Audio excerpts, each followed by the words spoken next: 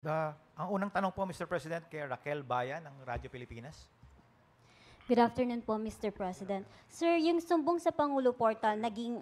Dito po, sir. There you go. Oh, Apo. there. Sir, yung sumbong sa Pangulo Portal, naging effective po siya kasi may direct access po kayo doon. Kayo po mismo yung sumisilip ng mga information na dinadala doon. With this transparency portal, sir, magkakaroon rin po ba kayo ng access dito? And if not, paano po tayo makakasiguro na tama yung mga information na ilalagay dyan? Good question. Oh, tama. We have to, kasi kailangan talaga paulit-ulit natin tinitignan ito to make sure first of all that kasi baka mapalitan yung mga information, baka mapalitan yung mga numero, mga date, whatever it is. We will make sure, we will be constantly monitoring this. Mabuti nga na may AI na eh, kasi that makes the job much easier. That it will make sure that the data has not, the base data has not changed. You can already program it to do it every second, di ba? So, yes, we will employ all of those tools. Ang susunod na tanong, Mr. President, related pa rin sa portal, Evelyn Quiroz.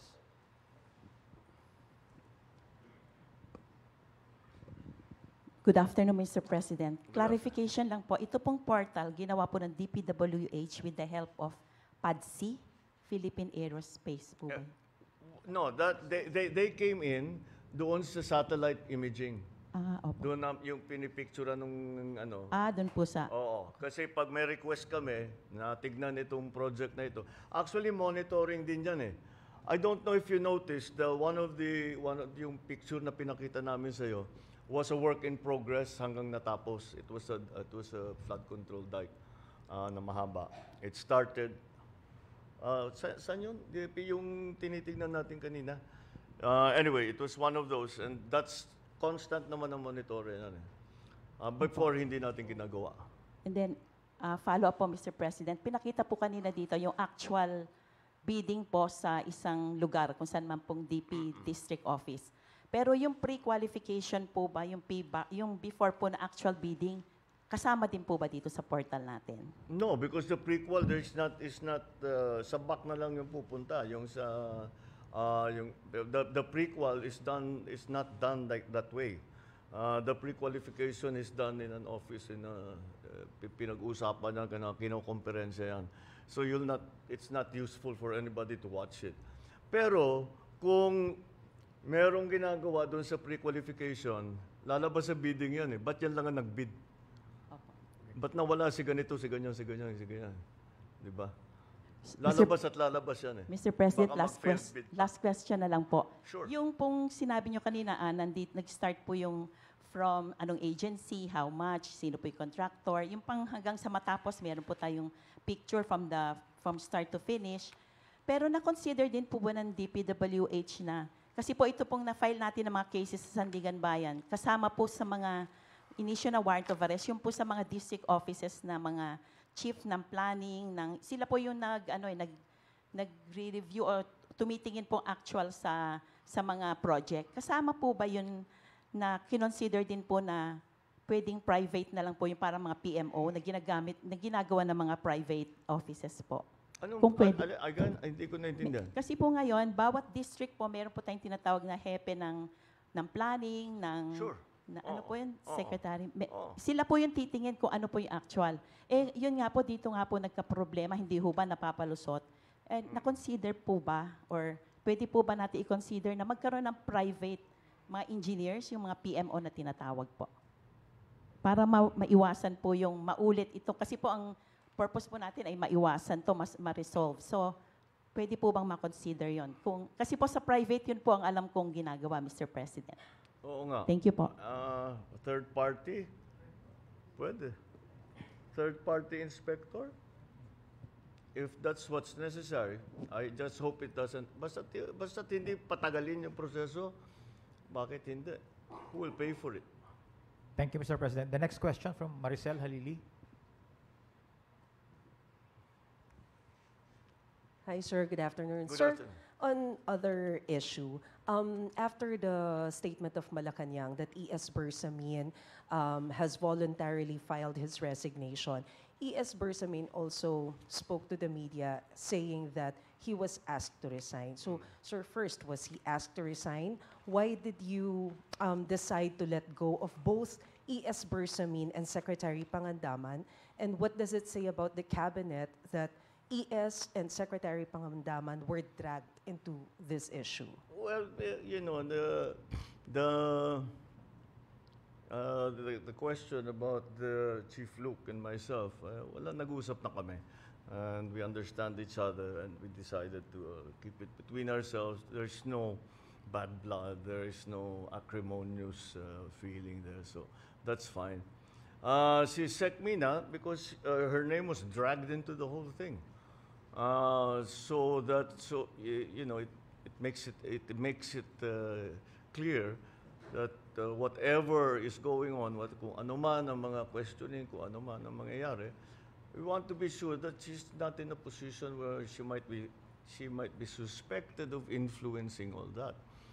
Kasi when she's out of government, wala na siyang influensya. So hindi mo masasabing inayos niya yung kaso niya. Thank you, Mr. President. We have time for 2 more questions, Mr. President. All right. Anna from GMA News Online.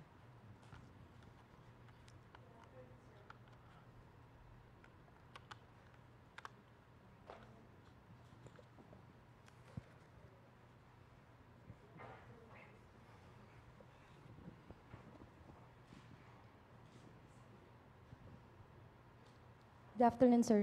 Yes. Sir, how do you respond to the drug use accusations made by no less than your sister, Senator Amy Marcos, against you and the First Family? Sir, were you hurt by her accusations, and how do you explain these claims to the public? It's anathema to me to talk about family matters generally in public. I do not like to. We do not like to show our dirty linen in public. I'll just say this much. For a while now, we've been very worried about my sister. When I say we, I'm talking about friends and family. And the reason that is because the lady that you see talking on TV is not my sister. And that view is shared by our cousins, our friends. Hindi siya yan. Hindi siya yan. So that's why we worry. So we are very worried about her. I hope she feels better soon. Sir, quick follow-up lang po. Nagkausap na po ba kayo, sir? Or do you intend to talk to your sister? We don't really, we no longer travel in the same circles, political or otherwise. So no. Okay, thank you, Mr. Thank you, President. sir. Thank For you. the last question, Kat Domingo, ABS-CBN.